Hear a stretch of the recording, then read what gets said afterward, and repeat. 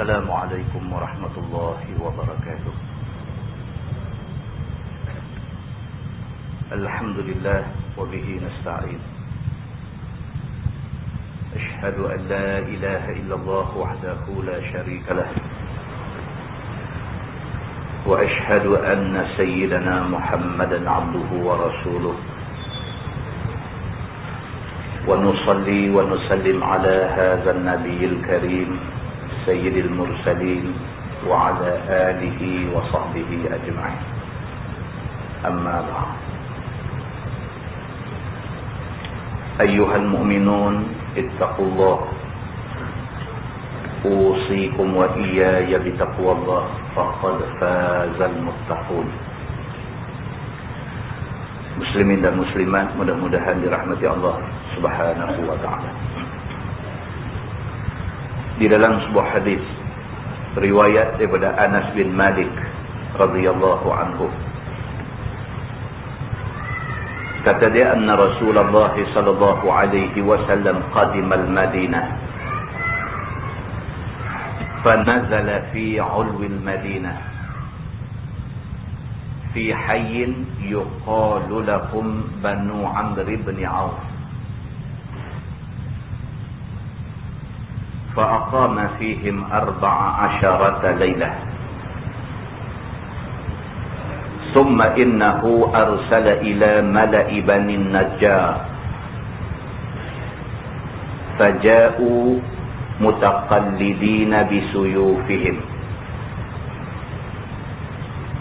قال فكأني أنظر إلى رسول الله صلى الله عليه وسلم على راحلته وأبو بكر ردفه،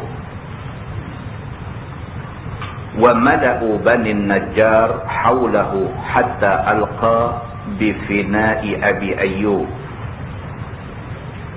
قال فكان رسول الله صلى الله عليه وسلم يصلي حيث أدركته الصلاة، ويصلي في مرابض الغنم، ثم إنه أمر بالمسجد.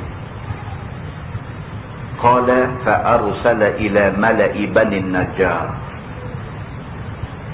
فجاءوا فقال يا بني النجار ثامنوني بحائطكم هذا. قالوا لا والله لا نطلب ثمنه إلا إلى الله. قال أنس فكان فيه ما أقول، كان فيه نخل وقبور المشركين فنبشت وبالجذب فسويت. قال فصفوا النخل قبلة وجعلوا عضادتيه حجارة. قال فكانوا يرتجزون، ورسول الله صلى الله عليه وسلم معهم، وهم يقولون اللهم إنه لا خير إلا خير الآخرة، فانصر الأنصار والمهاجرة، أو كما قال. Hadis sahih riwayat Imam Muslim. Seorang sahabat yang juga khadam Nabi sallallahu alaihi wasallam selama 10 tahun.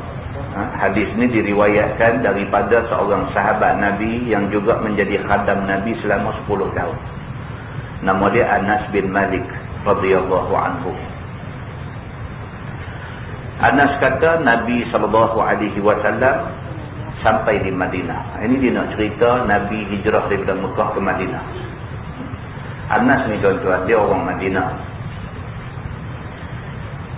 Jadi peristiwa Nabi hijrah Mekah ke Madinah ni, Nabi sampai jejak kaki Madinah tu, dia di antara orang yang melihat sampai Nabi ni. Dia orang Madinah, dan masa tu dia masih kecil, budak-budak lagi.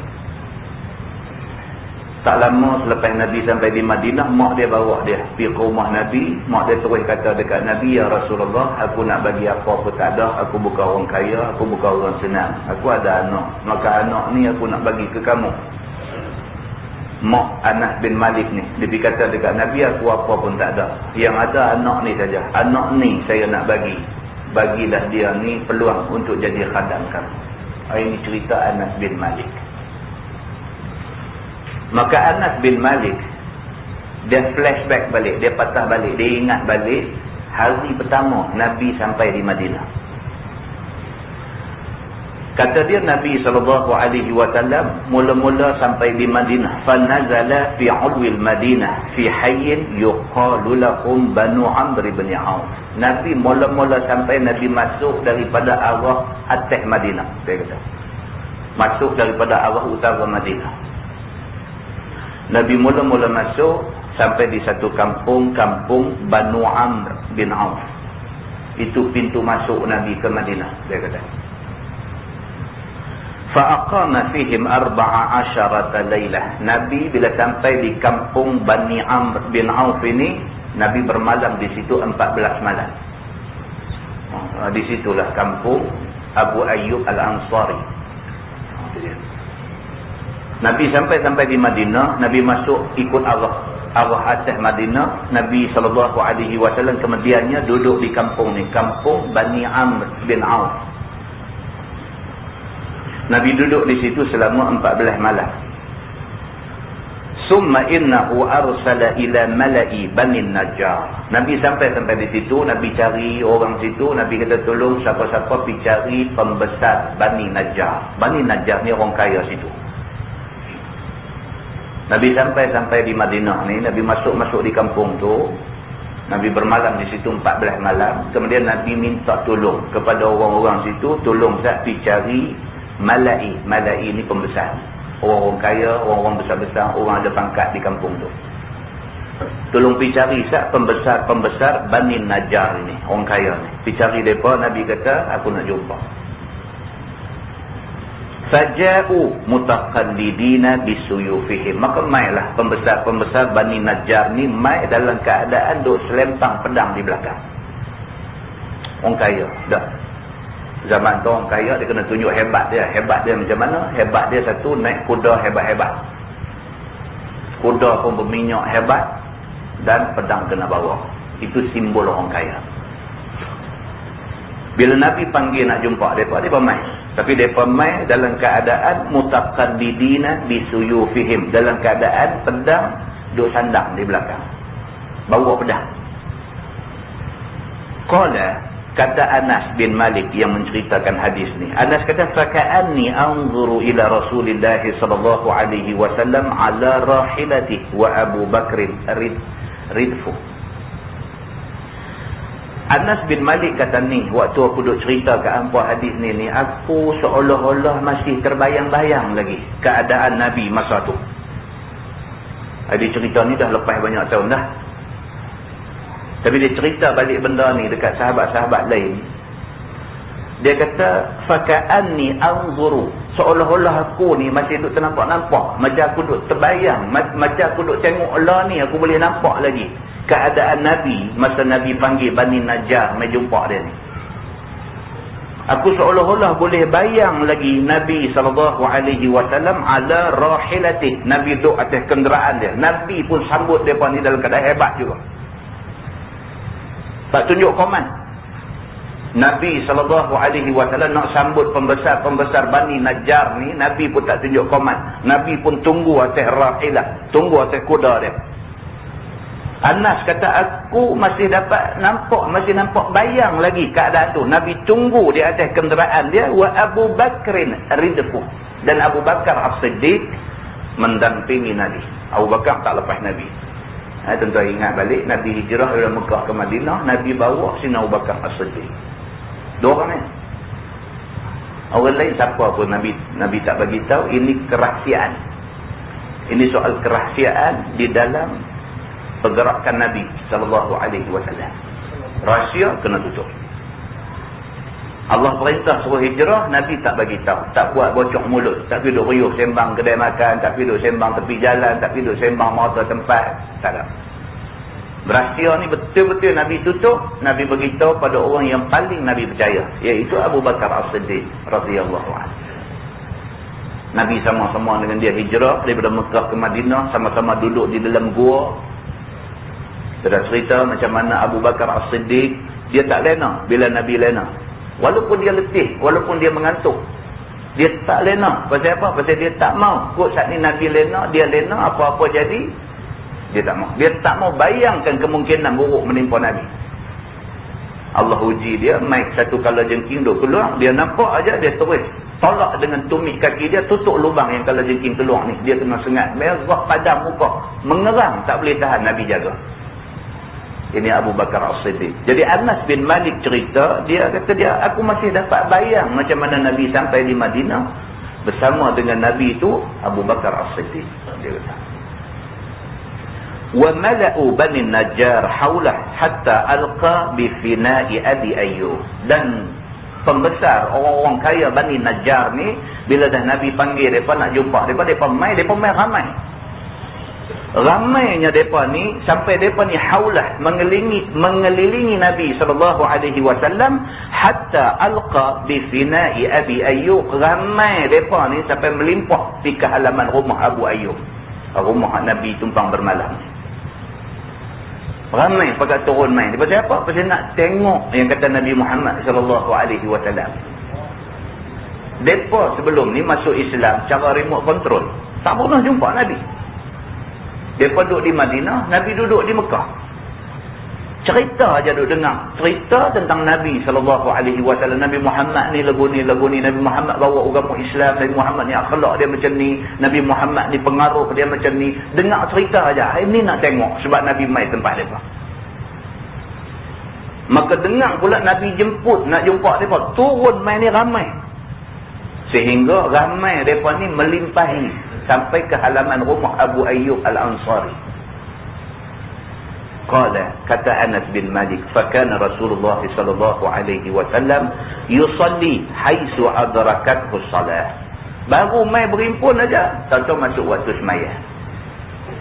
Nabi pergi sembahyang dulu. Ini yang kata Nabi. Nabi sallallahu alaihi wasallam dia kira masuk waktu sembahyang. Nabi sallallahu alaihi wasallam dia jenis orang macam ni. Maka tidak heran Nabi kata sebaik-baik amalan itu, bila sahabat tanya dia apakah amal paling baik, Nabi kata as-salatu ada waqtiha, semayang awal waktu. Lepas semayang nak jadi apa pun, kalau nak ditakdirkan Allah jadi apa pun, aksiden ke apa jadi macam mana apa pun, kita semayang dah. Maka Nabi SAW bila mai sahaja ni kumpulan Bani Najjar ni mai tengok-tengok masuk waktu semayang, maka Nabi SAW pun semayang. Wa yusalli fi maradidil ghanam. Kata Anas bin Malik, Nabi semayang pula tempat yang Nabi gunakan untuk semayang itu ialah tempat belah kambing. Sebab masa tu Madinah belum ada masjid lagi. Belum ada lagi masjid. Nabi pi tu barulah dibina Masjid Nabawi yang jadi masjid Madinah lah ni. Masa pi tu tak ada lagi. Jadi bila tengok masuk waktu semayang, Nabi SAW terus semayang. Dan Nabi semayang tu, kata Anas bin Malik, fi maradidil ghanam, tempat belah kambing. Nabi pastikan tempat-tempat tu semua bersih dan sebagainya. Nabi semayang. Summa innahu amara bil masjid. Habis semayang, sahlerah selesai, Nabi pun mula-mula sekali Nabi kata, kita buat masjid dulu. Nabi SAW memerintahkan supaya masjid didirikan. Begitu. Qala, kata Anas, fa arsala ila mala'i Bani Najjar. Bila habis dah selesai Allah suruh buat masjid begitu begini semua, Nabi panggil balik. Mana dia pembesar-pembesar Bani Najjar yang aku panggil suruh mai jumpa ni? Dan kata Anas bin Malik, inilah sebab kenapa Nabi panggil Bani Najjar mai nak jumpa ni. Inilah sebab dia. Sebab dia apa? Faqala ya Bani Najjar thaminuni bihaitikum hadha. Bila mereka mai depan Nabi, Nabi kata dekat mereka, Nabi kata, ya Bani Najjar, wahai Bani Najjar, Nabi kata, thaminuni bihaitikum hadha. tolong bagi tahu berapa harga kebun hampa ni. Berdekatan dengan tempat tu ada satu kawasan kebun korma. Kebun korma tu kebanyakannya dipunyai oleh Bani Najjar. Ini sebab Nabi panggil mereka mai. Sebab Nabi nak beli tanah mereka, nak buat masjid. Nabi terus panggil mereka. Nabi kata, ya Bani Najjar, wahai Bani Najjar, saminuni bihaitikum hadha, tolong bagi tahu berapa harga ni kebun apa ni. Qalu, jawab Bani Najjar yang pertama kali tengok rupa Nabi, tengok muka Nabi, main-main Nabi saja semayang berimam dengan Nabi, berapa punya seronok dah mereka ni. Bila Nabi tanya macam tu, qalu, kata mereka, la wallahi la natlubu thamanahu illa ilallah. Dia berkata, demi Allah kami tak akan tuntut harga tanah kami ni melainkan kepada Allah. Makna dia apa? Bagi free. Bagi free.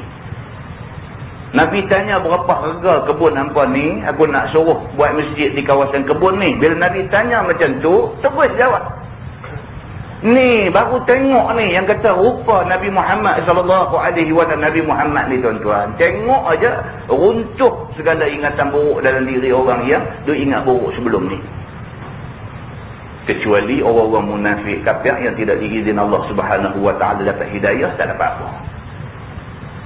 Orang lain ni kalau tengok rupa Nabi, tengok muka tu, segala ingat buruk, segala apa buruk sangka, segala apa runtuh habis.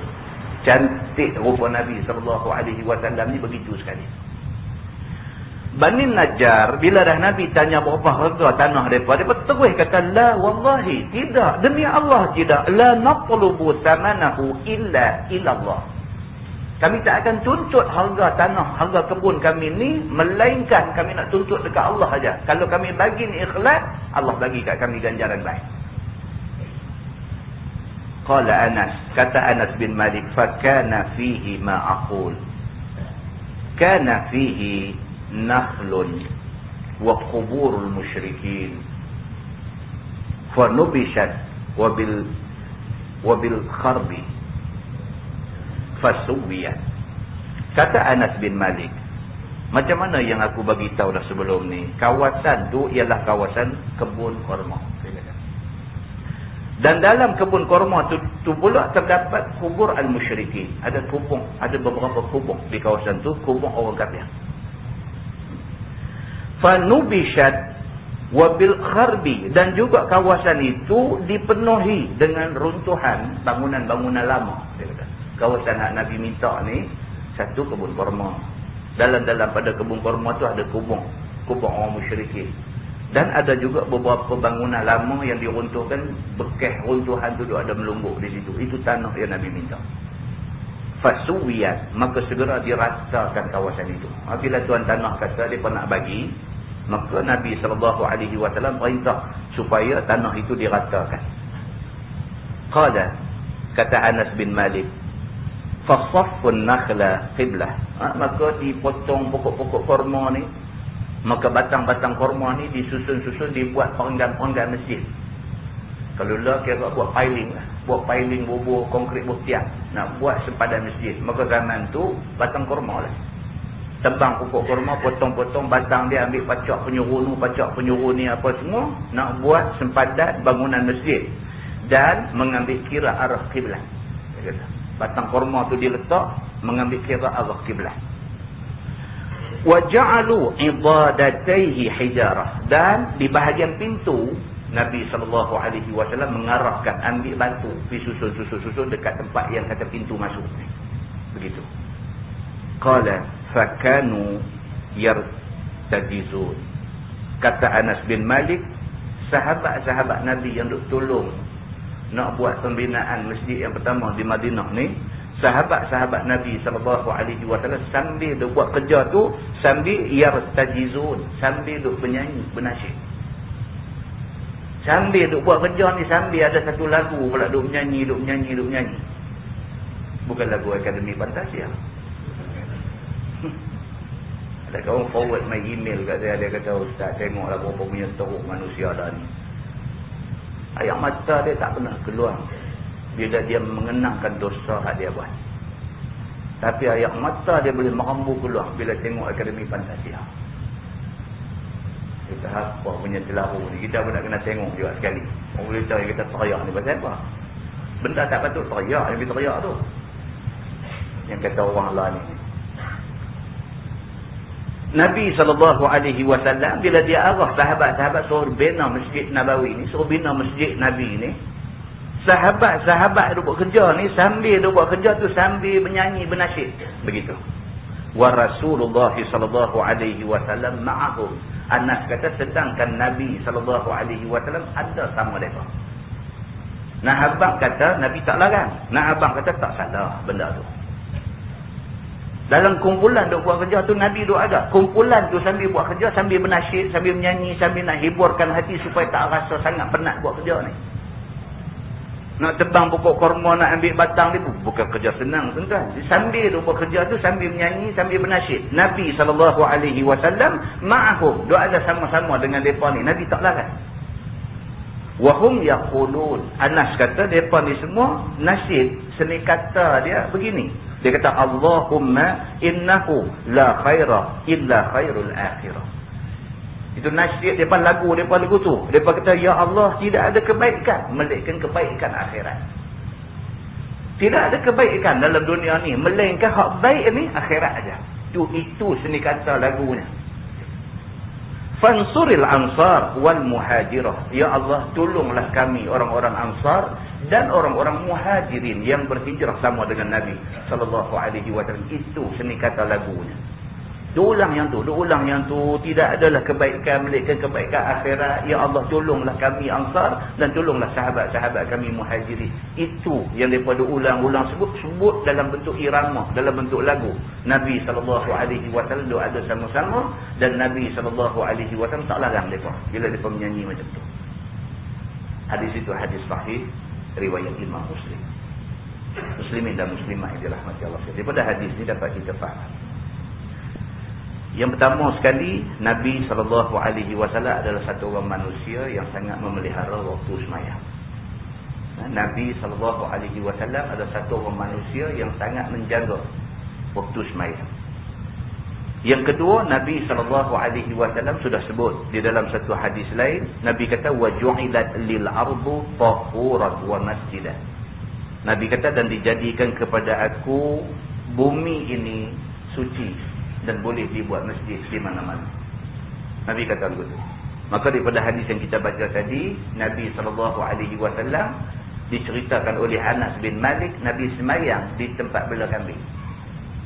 Nabi nak bagi tahu kata bumi ini dijadikan oleh Allah kepada umat Nabi Muhammad mana-mana pun suci.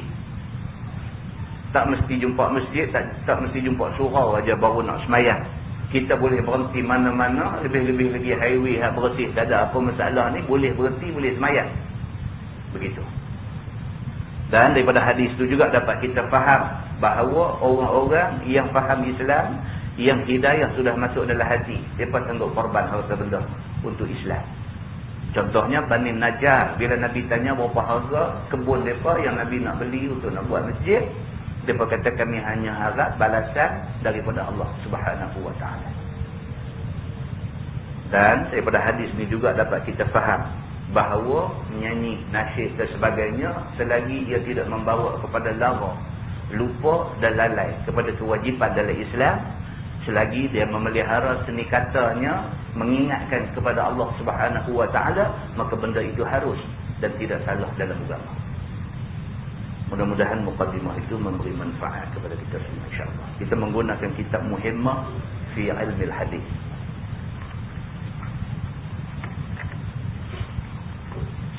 Muhimmah fi Ilmil Hadis, muka surat 16. Muka surat 16.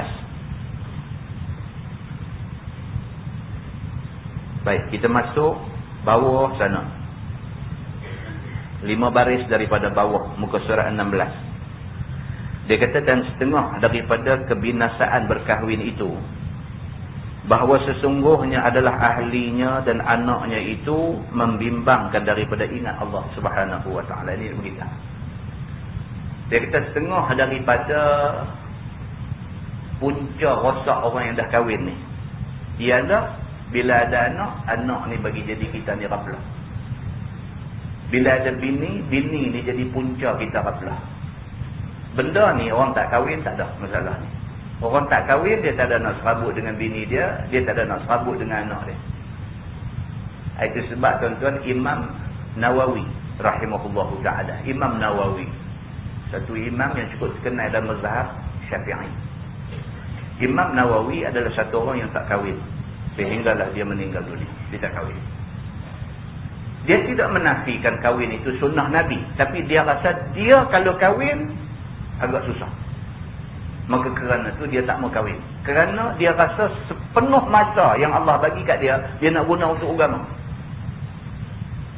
Jadi tindakan Imam Nawawi tak mau kahwin ni bukan dengan niat nak melanggar sunnah, tapi kerana dia rasa keutamaan dia bagi pada ilmu dia. Begitu. Pasal apa? Pasal orang yang kahwin, dia kata setengah daripada kebinasaan yang duk tunggu orang kahwin ni ialah keluarga dia, yakni bini dengan anak-anak dia. Betul-betul dah nak main mengaji, bini kata, apa abang dah janji dah malam ni, cancel. Bini menjadi punca kebinasaan dia. Betul-betul dah nak main mengaji malam ni, anak kata, ayah dah janji dah nak hantar saya pergi rumah kawan saya apa malam ni, cancel. Maka anak menjadi punca binasa dia sampai tak dan nak pergi ke agama. Maka malam ni dia nak cerita yang ni. Dia kata setengah daripada kebinasaan yang akan menimpa orang yang kahwin ni ialah keluarga dia, yakni anak dan bini dia, dan membimbangkan dia daripada menjalani jalan akhirat. Benda ni boleh mengganggu dia untuk nak terus dalam jalan akhirat. Gangguan-gangguan ni. Dan daripada berbuat ibadah serta hadir kepada Allah Subhanahu wa taala, dan masyghul ia kepada menuntut dunia dan membanyakkan dia. Bila ada keluarga ni dia jadi masyghul. Masyghul ni makna sibuk. Bila ada keluarga ni jadi sibuk. Sibuk apa? Sibuk nak cari duit lebih. Pasal apa? Anak ada 7 orang, 8 orang, anak ada 10 orang, 12 orang. Anak ramai. Bila anak ramai ni kerja kena lebih sikit. Takat makan gaji takat 1,500 ni nak bela anak 10 orang ni dia perit sikit, sakit sikit. Boleh hidup, tak ada anak yang akan mati kebuluran, tapi teruk sikit. Bila mai hujung tu raya pun time tu, saat habis raya sekolah nak buka pun masa tu, berasa senak betul. Berasa senak betul lah. Ejah kot ni tak lepas, tip kot ni sangkut je. Jadi dia mula terpaksa fikir macam-macam. Fikir nak buat part time pergi jual burger, fikir nak buat part time nak ambil baju second hand pergi jual tepi jalan. Semua ni menyebabkan dia masyghul, menyebabkan dia jadi sibuk sampai tak ada nak mengaji agama. Ini benda-benda ni semua akan mai kepada orang yang berumah tangga, dia kata. Dan memerintahkan kehidupan bagi segala anaknya dan keluarganya dengan menghimpunkan harta dan sebagai pertaruhan bagi mereka itu. Dia pasal apa? Pasal apa dia buat kerja ni? Pasal satu nak himpun harta, nak buat belanja anak, bini semua ni, dan satu lagi pasal nak buat pertaruhan untuk masa depan anak-anak.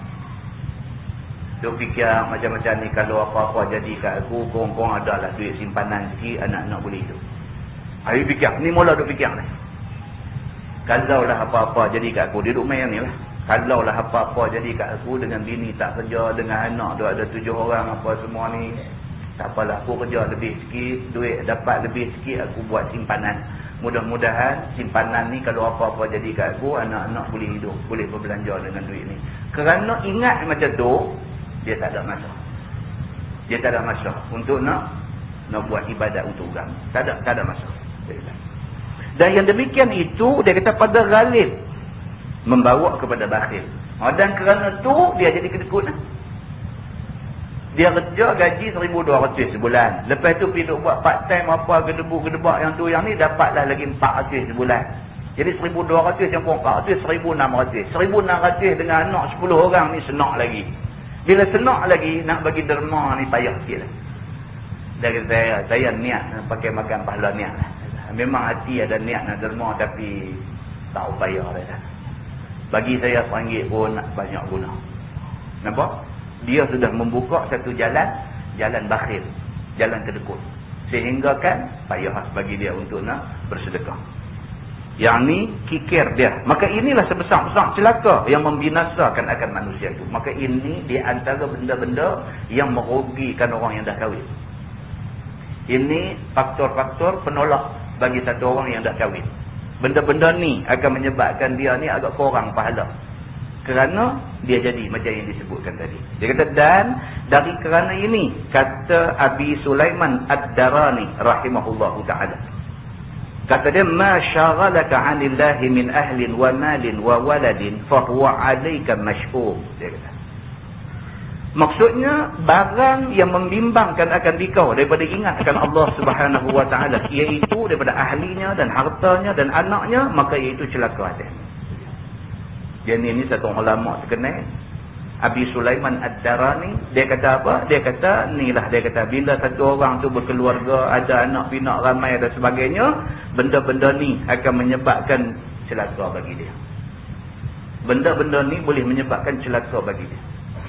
Lebih teruk lagi apa? Bila dia sampai terjebak, dia sampai terperangkap, hidup buat kerja yang boleh mendatangkan duit rasuah pada dia. Dia duk rasa tak lepas lah. Belanja ni duk rasa tak lepas lah. Tang ni sangkut, tang ni hutang, tang ni dengan adik-beradik pun hutang, dengan kawan tempat kerja pun hutang, dengan alung pun hutang, dengan personal loan bank pun dah pergi buat dah, dengan dia dah tenggelam, dia dalam hutang dia sendiri. Dia jadi satu orang yang jadi macam orang nak lemah. Ayam tu masuk dalam hidung dah, duk jinjat ujung jari dah, duk injak turun dia kaki, ayam masuk hidung. Jinjat berapa lama boleh tahan duk jinjat kaki ni? Tak tahan apa, rendah, lepas aja jinjat tu ayam masuk hidung. Dia duduk dalam keadaan hutang yang sampai macam tu. Daripada adik-beradik rapat, sampai adik-beradik jadi masam muka, sampai tak mau pergi rumah dia, marah pasal dia hutang tak bayar. Daripada kawan-kawan boleh duk berkawan baik dengan dia, sampai kawan-kawan pun tak mau tengok dah muka dia. Pasal apa? Pasal hutang dia tak boleh bayar. Bila dia duk main kosrat sampai macam tu, dia mula syaitan pun celah masuk. Syaitan kata lah macam ni lah, daripada hang duk kena macam ni ni, hang kerja hang ni pun ada peluang, hampir sambang lah hang mana-mana betul. Maka dia mula duk buat kerja tak elok, dia mula duk pergi cari duit haram. Maka duit haram ni lagi sekali memusnahkan dia dan keluarga dia. Ini pun boleh jadi kepada setengah orang. Dia kata, seperti mana firman Allah Subhanahu wa taala, a'udzubillahi minasyaitonir rajim, ya ayyuhalladzina amanu la tulhikum amwalukum wala auladukum an dzikrillah wa may yaf'al dzalika faulaika humul khasirun. Maksudnya, wahai segala mereka yang beriman, janganlah melalaikan akan kamu oleh segala harta kamu dan anak kamu daripada ingat Allah. Tuhan sebut, Tuhan kata, wahai orang yang beriman, jaga baik-baik. Jangan siapa-siapa terperangkap dalam keadaan ni. Keadaan apa? Keadaan harta dia melalaikan dia daripada ingat Allah. Keadaan apa? Keadaan keluarga dia menyebabkan dia lalai daripada ingat Allah. Dan barang siapa berbuat ia akan yang demikian itu, maka mereka itulah segala mereka yang kerugian mereka itu pada hari akhirat. Siapa yang biar harta dia melalaikan dia, yang biar keluarga dia melalaikan dia, habis dia rugi. Al-khasirun, dia ni akan jadi golongan yang rugi. Dan dia kata, dan setengah daripada kebinasaan orang yang berkahwin itu ialah terlebih membaikkan perangai dan muwafaqah akan ahlinya itu di dalam kesukaan dan hawa nafsu. Itu dia. Dan di antara keburukan yang akan menimpa orang yang kahwin ni apa dia? Apabila dia terlampau bagi muka kepada bini dengan anak-anak. Terlampau bagi muka pada bini dan anak-anak, sehingga membinasakan akan perangai ahlinya dan dirinya, sehingga kan bagi muka yang berlebih-lebih ni spoil keluarga dia, dan juga spoil anak-anak bini, dan juga diri dia sendiri spoil, rosak habis semua. Terlampau bagi muka punya pasal. Dia satu orang yang cukup bagus dari segi agama, tapi bini, anak apa semua dia jenis kaki konsert, kaki jenis tempat seronok punya kaki ni. Bini kata, abang, benda ni bukan nak main selalu tempat kita ni. Dia main pun tahu kan, 5 tahun sekali baru nak main pula ni konsert ni. Orang semua pergi, apa yang abang tak pergi. Dia mula. Dia pun jadi fikir 2 kali tak cukup, fikir 5 kali tak cukup, fikir 10 kali. Dalam duk fikir tu, bini duk main jarum lagi. Dalam duk fikir tu, anak duk main kata, ayah apa, ayah tak pergi. Kawan-kawan kami semua pergi. Kawan saya, ayah dia ustaz pun pergi. Anak main kata lagu tu pula. Anak mereka kata lagu tu. Kawan saya, ayah dia ustaz pun pi. Allah, dia dengar, ni kalau ustaz pi ni tak boleh tunggu. Dia kata, aku kena pi. Supaya aku tak lebih koman daripada ustaz. Dia kata, ustaz. Dia kata ini, kadang-kadang. Pasal apa? Pasal bagi muka. Padahal kita boleh berkeras. Kita boleh tunjuk prinsip kita di situ. Bukan dalam bentuk marah, pukul, maki hamun anak-anak. Tak payah. Cuma abang ke tempat tu tak bagus, tak elok, tak apa. Ayah bawa pergi tempat lebih baik daripada tu. Nak pergi sangat pasal apa? Nak beli apa? Abang benda nak beli, tempat lain pun ada jual benda yang nak pergi beli tu. Jom ayah bawa pergi tempat lain. Bagi muka tu menjahanam kita. Begitu dia kata. Sebaliknya maka hendaklah ada sekalian itu, dia kata, dengan pertengahan. Dia kata kita dengan keluarga ni, dengan anak, dengan bini, dengan apa ni, biar pertengahan, main tarik tali. Patut-patut pendapat dia boleh dengar, boleh pakai, okey. Dengar pendapat dia nak membawa mudarat dekat kita, dekat akhlak kita, dekat peribadi kita dan sebagainya, ada kisah dulu. Kita pertengahan, kita main tarik tali. Bukan semua benda pukul keras tak boleh semua. Bukan semua benda bagi muka apa pun tak apa. Dah, pertengahan. Tengok macam mana. Nabi kata, wa khairul umur awsafuha. Sebaik-baik perkara tu kita ambil yang pertengahan. Macam tu. Maka jikalau ada ahlinya itu mengerjakan akan suatu yang mungkar. Kalau ada ahli keluarga dia, pergi buat benda salah, benda mungkar, benda tak elok, yang menyalahi akan syariat, menyalahi agama, maka sama ada yang haram atau makruh ataupun kurang adab, maka hendaklah ditegur akan dia. Prinsip kena ada. Anak kita kenal kita siapa? Anak kita dia kenal kita siapa? Dia nak main buka mulut, abang nak ajak ayah dia pergi tempat tak elok tu boleh tahu dah. Kalau abang pun ayah takkan pergi. Dia kenal kita siapa? Tapi dia kenal kita bukan satu orang yang bersifat autokrasi. Kalau kita kata yang tu, tak, bukan macam tu. Kita akan bagi sebab. Pasal apa ayah tak mau pergi tani, anak tak apa yang nak pergi tani. Benda tu ada di sini, jom kita pergi sini. Anak kita tahu prinsip kita. Kita tak mau pergi tu pasal apa? Pasal kita tak mau bersekongkol dengan benda mungkar. Anak kita tahu, dia hormat kita. Ini yang dia kata.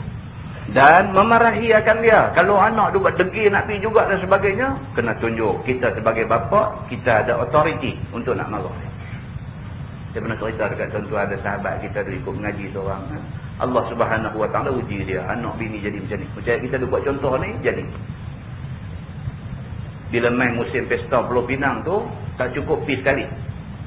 Pesta 2 bulan, dia tak cukup pergi sekali. Kadang-kadang seminggu sekali 2 kali. Bini dengan anak ni duk pergi. Sampai kita tanya dia balik, kata bini berapa dah umur? Lebih kurang gagal saya kata. Kalau gagal dia 2 orang. Duk pergi 50 lebih. Bukan umur 20-an, umur 50 lebih. Dia kata takkan kot. Ustaz, kelaku macam orang muda. Pi.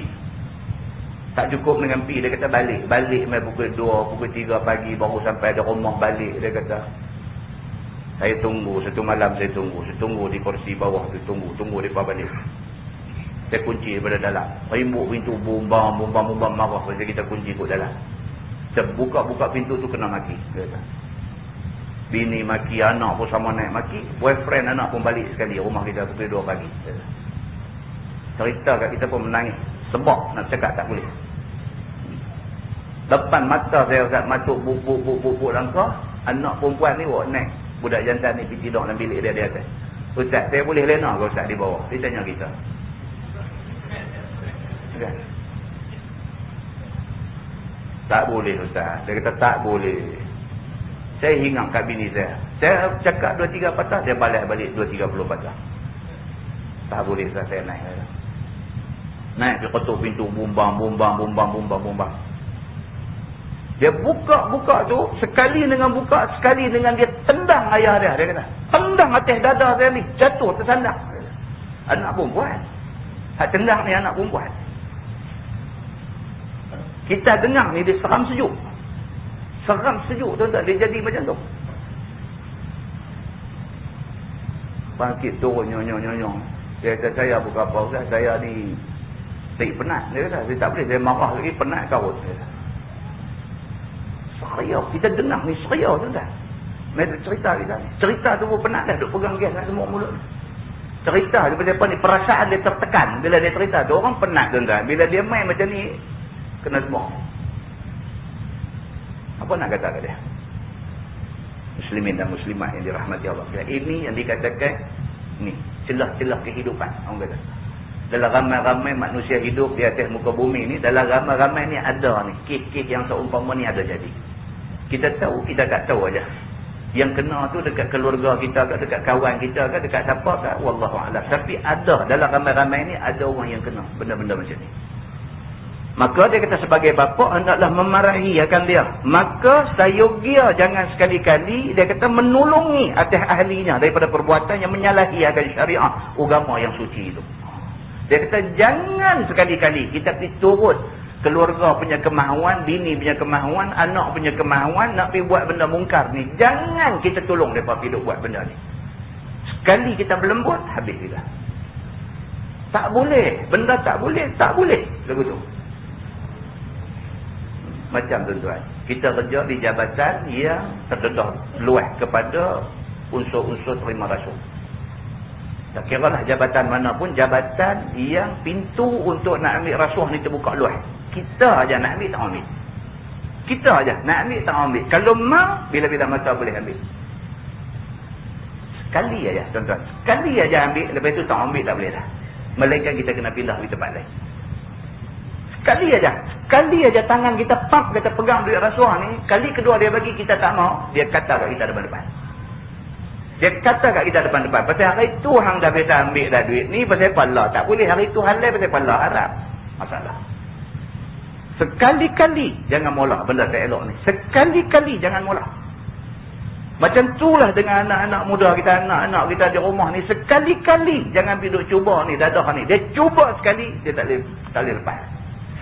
Bohong aja, masuk keluar, bohong aja. Dia sentiasa duk masuk keluar pusat pemulihan ni. Pasal apa? Pasal dia dah lekat dengan benda tu. Sekali aja cuba, habis. Benda tak elok ni, jangan cuba walaupun sekali, jangan teringin dalam hati. Begitu. Ini dia nak bagi tahu. Seperti mana firman Allah Subhanahu wa taala, "Wa ta'awanu 'alal birri wat taqwa wa la ta'awanu 'alal itsmi wal 'udwan." Maksudnya, dan menolonglah kamu atas berbuat kebajikan dan atas takwa kepada Allah Subhanahu wa taala. Agama kata, ayat Quran kata, tolong benda-benda baik. Benda yang boleh bawa kita takwa kepada Allah, takut kepada Allah, yang tu kita tolong. Dan janganlah kamu tolong atas berbuat dosa dan berseteru. Jangan sekali-kali kita pergi tolong orang nak buat dosa ataupun orang nak bermusuh. Al-udwan maksudnya bermusuh-musuh, perseteruan.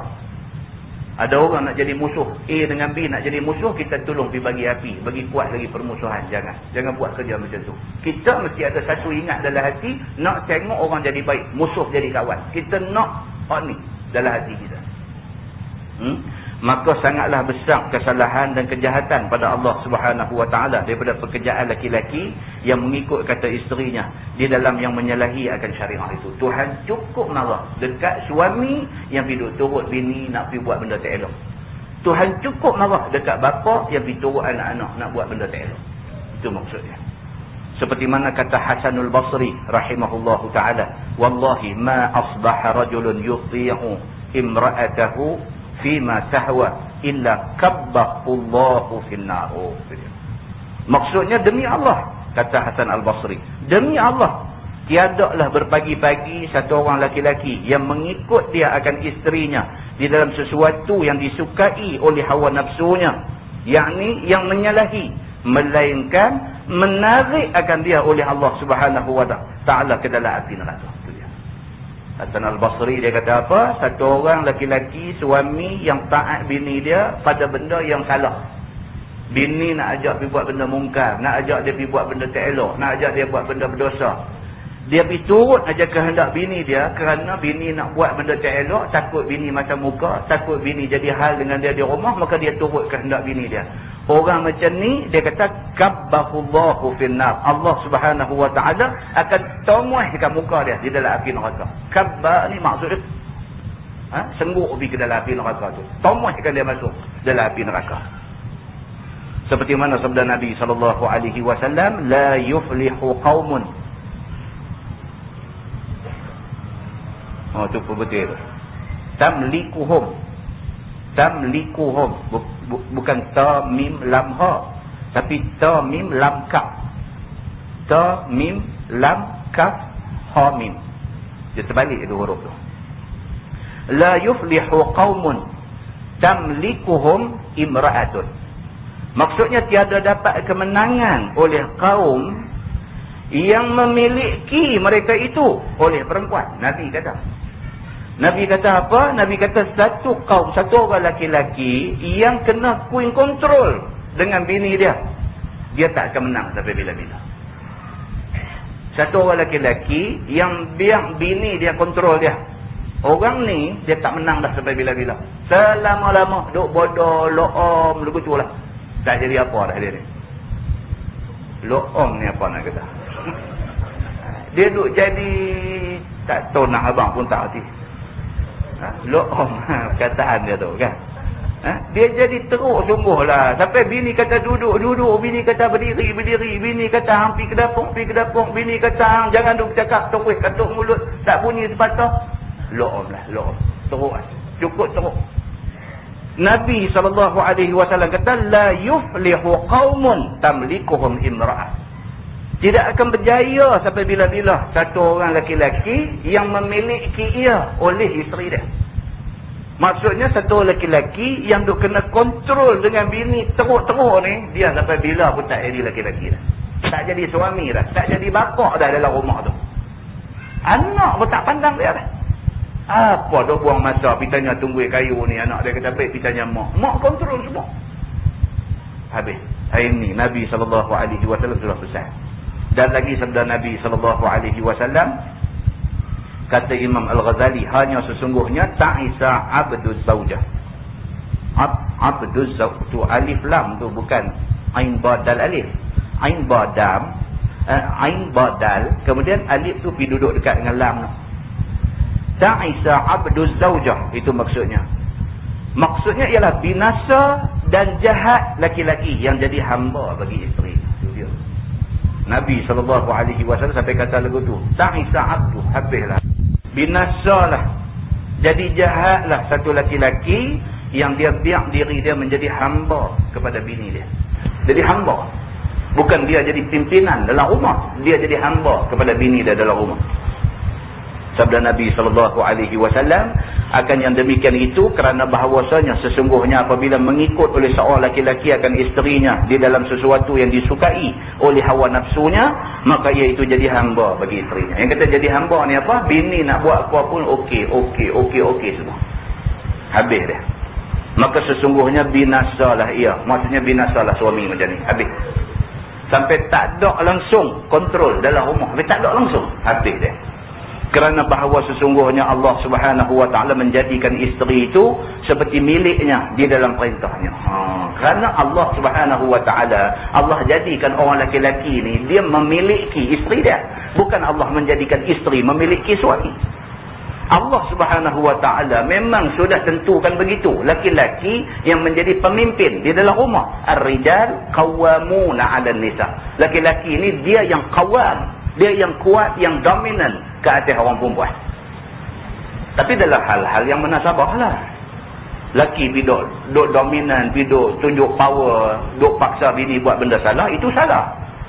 Maksudnya apa? Maksudnya kita kontrol ke arah kebaikan. Dan kontrol ke arah kebaikan tidak bermakna tak boleh dengar apa bini nak kata. Kita boleh dengar apa dia kata. Kalau dia kata baik, tak salah kita ikut dia. Itu maksudnya. Tentu saya pun susah dan nak terang benda ni. Ada satu sahabat pun telefon duk mengadu, satu isteri ni telefon. Dia komplain pasal lelaki dia. Dia kata suami saya ni mengaji rajin sangat Ustaz. Dia kata saya nak beritahu Ustaz, 7 hari dalam seminggu, 7 malam dia ada mengaji Ustaz. Dia kata. Yang kata suami dia, kita kata alhamdulillah baguslah, bukan senang nak dapat lelaki macam tu. Dia kata tak apalah, yang ni saya cerita hal bagus. Nanti Ustaz dia kata, dia pun garang.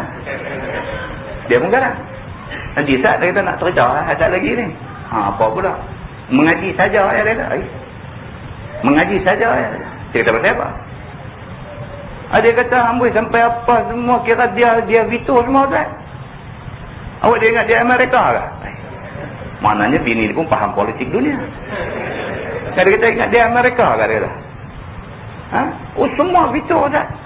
Sampai kadang kita bercakap benda hak betul Ustaz pun tak bekas dia kira dia betul ke. Dia main macam tu pula. Saya kata contoh. Bawa main contoh satu. Baru saya jelas. Apa yang nak kata ni tak ke dakwa dia tak kena tempat. Contoh satu apa? Contoh, okey? Tak apa, contoh satu. Anak demam, Ustaz. Saya kata. Anak demam. Demam teruk ni. Saya kata kat dia, abang, kita bawa anak pergi klinik sekali lagi. Dia kerja, saya pun kerja. Kami pun balik dah dekat nak maghrib lah. Balik main anak panas badan demam. Malam dengan hujan dengan apa pula. Saya kata kat dia, abang, anak demam ni, dia kata, takkan nak pergi mengaji juga kot. Kita bawa anak pergi klinik. Oh, dia kata, hang nak jadi bini yang menghalang ibadat aku ke? Dia celajak kot tu pula. Bini kata, takkan saya duk menghalang ibadat abang. Dia kata, abang 7 malam abang pergi mengaji. Saya tak pernah kata apa ke abang. Saya boleh ikut, saya ikut. Saya kalut, saya tak ikut. Malam ni anak demam abang. Depan mata, bukan saya buat cerita, abang pegang badan. Dia demam. Ni dengan hujan kuat, takkan abang nak suruh saya bawa dia pergi klinik. Budak ni pun ada pak dia. Saya pun ada suami. Tak boleh ke abang tunjuk 1 malam? Dia kata, saya minta 1 malam. Bawa anak pergi klinik. Cara dia cakap tu kalau kita jadi hakim pun susah kan. Dia kata, Ustaz, lah Ustaz abang kata saya macam mana? Betul saya ke betul suami saya? Hakim tunggu. Yang arif lah kita ni. Saya kata betul Cik Puan lah. Saya kata betul. Suami ni dia kena mengaji sikit lagi. Kita kata, oh, mana kena mengaji lagi? Dia kata 7 hari seminggu pun tak cukup nak mengaji lagi. Dah. Mengaji tu cukup dah. Kitab dia nak kena pergi belajar tu. Ada kitab lain dia nak kena tengok. Mungkin dia pergi tengok kitab keras saja. Jadi keras ke tu. Dia kena tengok juga macam mana Nabi SAW tanggungjawab terhadap keluarga macam mana. Kena tengok. Kita boleh ambil senada ayat. Kita kena tengok macam-macam. Islam ni tuan-tuan, dia kafah. Dia menyeluruh. Islam ni dia syumul. Dia merangkumi semua bidang. Jadi lagi kita tak dapat semua tu, lagi tu ada kurang dalam diri kita. Kita duk sangka betul, apa yang kita buat tak Allah betul. Jadi kes-kes yang macam ni kita nak kena jaga. Jadi tuan-tuan, benda-benda macam ni kita kena buka hati kita dengan kita cari yang betul. Bukan kita nak menang walaupun kita tak betul. Dia macam tu. Dia kata, maka apabila miliknya oleh seorang laki-laki akan dirinya, maka bagi kamu mengikut isterinya, maka sesungguhnya jadi terbaliklah pekerjaan itu. Dia kata apabila suami itu dimiliki oleh bini, terbalik lah. Kerja tu jadi terbalik. Sebab suami kena memiliki isteri. Bila isteri memiliki suami, dia kata benda ni sudah jadi terbalik. Maka sesungguhnya jadi terbalik pekerjaan itu. Jadi pengulu akan hamba dan jadi hamba akan pengulu. Dia terbalik lagu tu. Dah. Ambil orang gaji Indonesia seorang, main duk buat kerja di rumah. Tengok dia duk kodek kaki tengok televisyen. Yang kita ni dengan duk pimut lantai, dengan duk basuh baju. Oh, kata ni, aku bos ke dia bos ke ni. Jadi selaru lagu tu. Tak mau dah sampai jadi kalang pukang lagu tu. Suami kena jadi suami, isteri kena jadi isteri. Dia tak boleh suami jadi isteri, isteri jadi suami. Tak boleh macam tu. Masing-masing duduk pada tempat dia. Jangan pergi duduk ubah tempat sampai bawa jadi binasa semua. Maka yang demikian itu jadi binasa, dia kata. Dari kerana inilah kata Sayyidina Umar radhiyallahu anhu. Ni Sayyidina Umar pula bagi pesan. Sayyidina Umar kata, khalifun nisa fa inna fi khilafihinna al-barakah. Sayyidina Umar pula kata lagu tu. Maksudnya, bersalahanlah olehmu akan perempuan di dalam sesuatu yang disukai oleh hawa nafsunya yang menyalahi akan syariah. Kerana sesungguhnya di dalam menyalahi mereka itu terdapat barakah. Sayyidina Umar kata, kita dengan bini kita ni, kalau sekiranya nampak permintaan dia tu kepada benda yang bawa dosa, kita kena menyalahi dia. Dia kata, abang jom pergi pampir malam ni. Oh, tak boleh. Menyalahi kehendak yang menyimpang ni. Dia nak ajak pergi tempat tak elok, kita kena potong buang. Oh, tak boleh. Tempat macam tu bukan tempat aku dan bukan tempat hang. Tak sesuai dengan kita.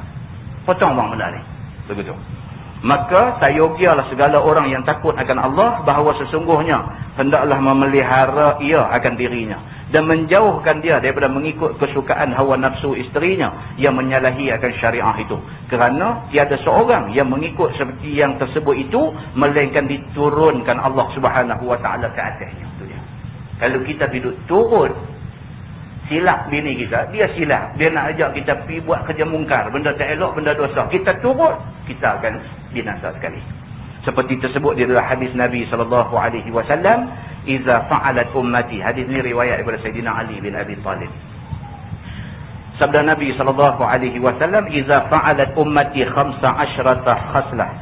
15, ain shin ra, ada ta marbutah di ujung tu. "Iza fa'alat ummati 15 khaslah halla bihal bala." Maksudnya apabila berbuat oleh umatku akan yang 15 perkara ini, nescaya turunlah atas segala mereka itu bala. Dia kata ada 15 benda. 15 benda ni apabila satu orang tu pergi buat 15 benda ni, dia kata siap bala Tuhan nanti main. Apa dia 15 benda tu? Dia kata salah satunya. Apabila adalah rampasan itu diambil dengan kekerasan. Ini hadis. Hadisnya Nabi kata iza kanal maghnamu dualan. Iza kanal maghnamu dualan. Apabila harta ghanimah. Harta ghanimah ni harta rampai perang. Berlaku perang Islam dengan kafir. Apa juga benda yang kita rampai daripada orang kafir dalam peperangan, maka harta tu dipanggil ghanimah. Di antara benda yang biasa dirampai dalam peperangan ni ialah makanan minuman. Orang kafir bawa bekalan makanan, dia pergi perang. Bila kita lawan dan mereka kalah, mereka tinggal benda ni semua. Lari ke, mati ke, apa ke semua. Benda yang mereka tinggal tu, sama ada makanan ataupun minuman ataupun binatang. Sama ada binatang ternakan. Kalau dulu, zaman dulu, mereka pergi perang pun mereka bawa kambing, biri-biri, apa semua mereka bawa. Sebab apa? Mereka makan benda tu. Kambing, biri-biri, apa semua ni semelih sekor, semelih panggang makan. Jadi bila perang, dalam perang tu kalah. Bila kalah, saki baki, tak habis semelih, tak habis makan ni, hak ni jadi harta rampasan kepada orang Islam. Maka benda-benda tu semua, sama ada makanan, minuman, biri-biri ke, unta ke, pakaian ke, senjata ke, apa mereka bawa. Mereka kalah, mereka tinggal ni. Sama ada emas perak ke, ada yang bawa juga. Emas perak bawa pergi sekali dan sebagainya. Semua tu, apabila mereka kalah, kita rampas, benda tu jadi ghanimah. Jadi harta rampasan perang. Dan kaedah pembahagian ghanimah ni, dia kira 5/5. Harta tu, mula sekali bahagi 5 dulu. 1/5 itu bahagian Nabi. Yang tu siapa pun tak boleh kata itu bahagian Nabi. Nabi pun dia ambil 1/5 ni, ambil saja, lepas tu dia bagi ke orang miskin. Lagi 4/5 dibahagi sama rata kepada tentera yang ikut pergi berperang. Itu kaedah pembahagian harta pusaka. Ini apa nama harta ghanimah.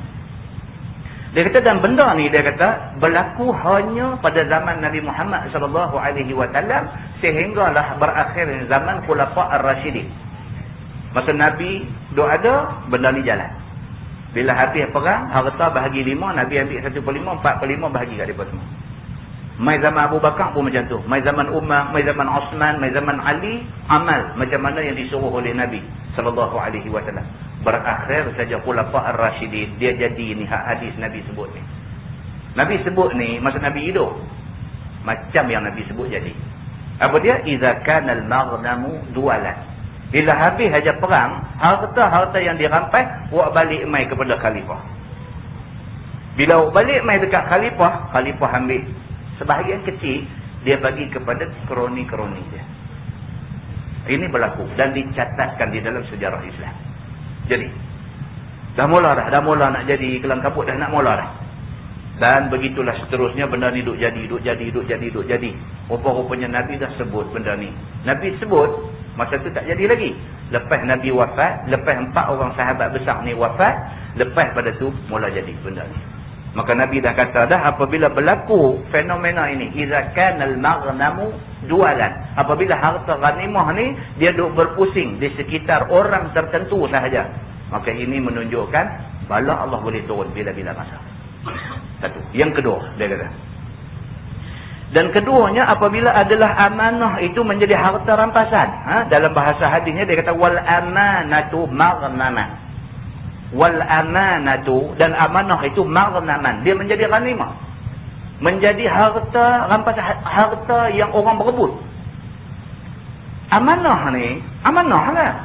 Tapi amanah ni sudah dilihat sebagai benda yang boleh jadi teliung orang. Satu orang nak pergi Mekah, dia tak percaya ke bank, maka duit dia tak simpan di bank. Dia pergi cari satu kawan baik dia, sama-sama duk main naik kereta sekali main mengaji apa semua. Dia ingat kawan ni duk main mengaji selalu dengan dia, boleh percaya. Dia pun pergi kata, aku nak pergi Mekah ni aku nak tinggal, hang tolong jaga duit aku dah. Aku tinggalkan 10,000. Hang tolong jaga duit ni, aku balik esok aku ambil balik. Dia kata no problem, benda ni tak ada masalah. Kau ni pun pergi buat haji apa semua sah dia selesai, balik main. Lepas 2-3 hari balik mai, dia pergi rumah kau ni. Sembang mai apa semua. Dia kata, aku balik Mekah tak nampak ramai rumah aku pun. Dia kata kalut tak dampi lah apa semua. Okey lah, tak apalah, tak dampi tak apa. Yang ni ketayak hang bagi, ni biji tasbih hang bagi, ni apa semua, buah kurma, juah apa semua bagi. Bagi mai balik 10,000 aku bagi suruh simpan hari tu. 10,000? Dia buat ikhlas lagu tu. Kacau. Walhal 10,000 itu amanah. Amanah yang kau ni suruh dia tolong jaga nak pergi Mekah. Ada kata 10,000. 10,000 apa?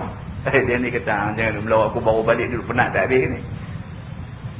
Dah, sungguh 10,000 apa? Dia kata, aku nak pergi dulu, aku tinggalkan 10,000 suruh tolong jaga kan. Bila? Dia buat kening naik dulu tu. Bila? Dia ni tu, perhati muka nampak lagu bersungguh. Dia kata, jangan duk melawak ke. Dah, bila? Yang tinggal bila? Kalau ada sakit jantung, rebah. Kan? Dia sapu kat dia duit tu. Nabi kata ada benda ni, Nabi kata jaga iza fa'alat ummati 15 khaslah alla bihal bala. Apabila umat aku buat 15 perkara ni, halal bala Allah akan mai. Yang kedua apa dia? Apabila amanah ni menjadi rebutan orang. Amanah ni jadi rebutan. Dia nak pergi Mekah, kita kirim kat dia benda. Kita tak pergi, kita kirim kat dia ni amanah, tolong sampaikan adik-beradik saya ada di Mekah. Nama dia sekian-sekian, saya dah bagi tahu kat dia, dia nanti mai cari hang tolong sampaikan kat dia benda ni. Dia pergi, dia balas kat dia benda tu. Kalau mai tanya, dia kata tak ada siapa kirim apa kat saya. Amanah tu dia dah sapu dah. Tuan-tuan, benda macam ni berlaku dalam masyarakat. Dan benda ni dipesan oleh Nabi SAW. Dan ketiganya dia kata apabila adalah zakat itu akan jadi piutang. Dia kata apabila zakat ni wazakat, bahasa hadisnya dia kata wazakatu maghraman. Wazakatu maghraman. Apabila zakat sudah menjadi macam utang. Maksud dia apa? Utang, tuan-tuan. Siapa biasa utang dia tahu utang ni apa. Masa utang syok, masa nak bayar tak syok. Ini perangai utang. Masa nak utang syok, duit tak ada ya, tengok ingat siapa aku nak pergi cari jumpa dia ni. Ni aku pergi segan lah. Ini ayat biasa ni. Aku pergi segan nak jumpa ni. Apalah semua. Aku pun tapi tak tahu dah, tak nampak orang lain nak fikir macam dia nampak muka. Apa ya kita kali tu. Yalah kita tahu dah ayat ni memang ayat nak buat tali jemput kita dah. Bukan? Cuma nak tunggu dengar ke hujung ya apa nak jadi. Bukan? Saya bukan nak pakai banyak dah. 5,000 ya. Alhamdulillah kita dah. Alhamdulillah. Kita bagi. Dia dapat 5,000 tu. Kalau main naik motor, balik kerana nak panggil taksi tu. Duit dah ada banyak. Duit 5,000 habis. Yang kita duk hambat dia kata ni macam mana ni saya pun nak pakai duit ni. Buat cerita macam-macam kita ni nak ambil balik duit ni. Mak saya lagu tu lagu ni, abang saya lagu tu lagu ni, apa anak saya lagu tu lagu ni, nak minta balik duit ni. Kawan hak hutang tu dia nak bayar balik, dia rasa macam mana? Kalau dia ada perasaan macam tu waktu nak keluar zakat, yang ni karut.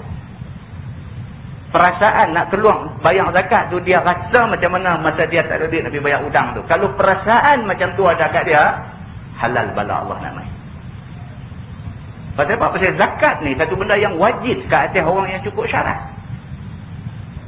Hang nak kena bawa keluar sikit saja. Kalau ada duit 3,000, nak kena keluar 2.5% daripada 3,000 apa dia lebih kurang. RM75 apa lebih kurang begitu.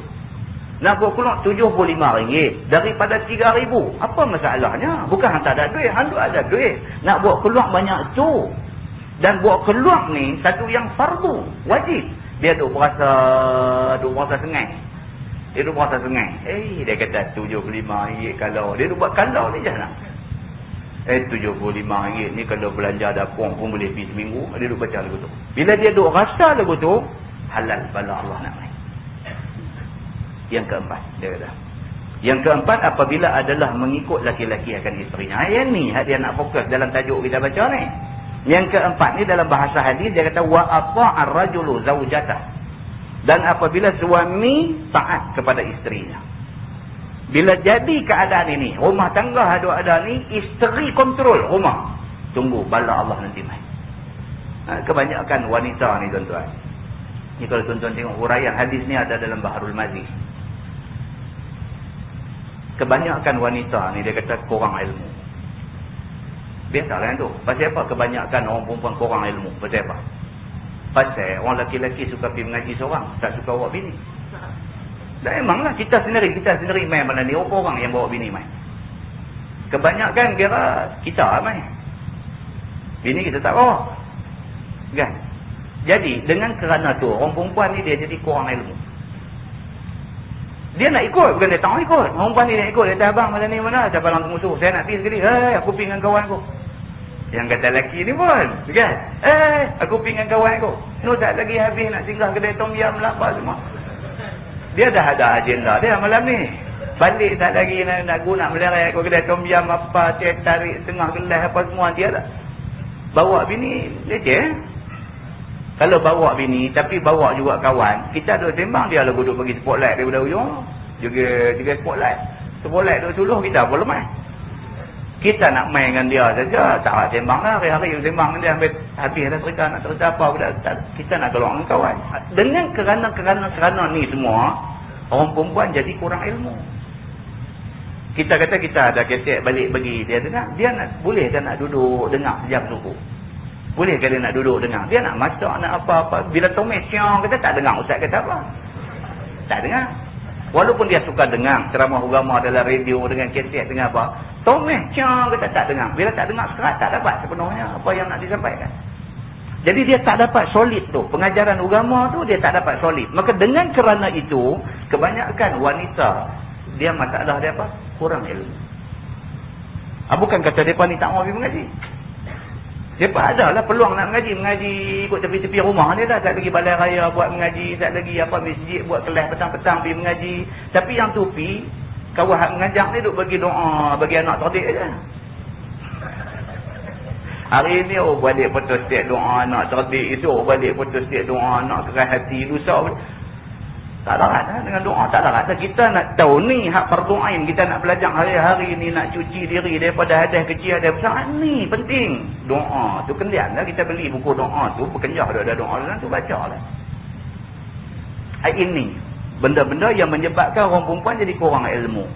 Jadi bila dia kurang ilmu, dia tak tahu hak mana betul, hak mana salah. Maka dia duk ajak kita pergi tempat yang tak betul. Kita duk marah dia, kita marah dia pun tak adil. Sebab dia tak diberitahu kata benda tu salah. Jadi bila kita duk kata ta'ubi, duk marah apa semua, dia rasa tertekan lah. Pasal dia tak diberi peluang untuk faham pasal apa tak boleh pergi tempat tu. Dia tak faham pasal apa, pasal dia kurang ilmu. Maka kerana tu orang perempuan yang kurang ilmu ni, dia akan buat main macam-macam idea-idea salah dia tidak umai kat kita. Bila suami pergi duk bagi perhatian lebih sikit dekat mak pak dia marah. Suami pergi bagi perhatian lebih sikit dekat mak, dekat pak suami ni, dia tak puas hati. Dia kata, abang, mak pak abang jaga lebih-lebih, mak pak saya awak tak jaga. Dia duk main macam tu punya ayat. Padahal kalau dia ada ilmu, dia faham bahawa isteri kena dengar cakap suami, suami kena dengar cakap mak dia. Itu yang agama atok macam tu. Kita kata mana adil macam tu, tak puas hati lah. Esok hang ada anak lelaki-lelaki, anak lelaki-lelaki hang esok dia nak dengar cakap hang kan sebagai mak dia, kan dia nak dengar cakap bini dia kan, hang mau yang mana? Dia kata kalau anak lelaki-lelaki saya kena dengar saya mak dia. Anak lelaki-lelaki hang mau dengar cakap hang, lelaki hang tak pergi dengar cakap mak dia. Nampak tak? Agama atok tu cantik dah. Cantik dah. Hari ni hang rasa tak puas hati, lelaki hang duk bagi perhatian kat mak dia, esok anak lelaki-lelaki hang tak suka dia bagi perhatian kan? Betul lah dia dah. Bagi dia faham. Dia nak faham macam mana kita duk main mengaji seorang. Nampak benda ni dia puji main, dia duk punta-punta tak lepas. Orang putih kata vicious circle. Dia ada satu bulatan yang kejam. Pusing main tak lepas. Pusing main tak lepas. Pasal apa? Pasal kita tak balik kepada punca masalah.